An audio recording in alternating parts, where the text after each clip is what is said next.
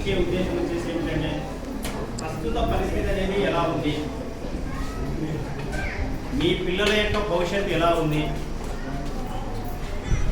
మనము ప్రతి విద్యార్థి యొక్క భవిష్యత్తు అనేది కేవలం తరగతి గదిలోనే కాదు, ఇంటిలో కూడా నిర్ణయించబడుతుంది అనే విషయాలను మనం ఇక్కడ చర్చించుకోవాల్సిన అవసరం ఎంతైనా ఉంది.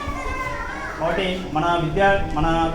మీ పిల్లలు వచ్చేసి అభివృద్ధి బాటలో నడవాలి అంటే ఏమేమి చర్యలు తీసుకోవాలి. ముఖ్యంగా ఇప్పుడు ఉన్న పరిస్థితిలో ఎక్కువగా అంతా కూడా మొబైల్ యుగం అయిపోయింది.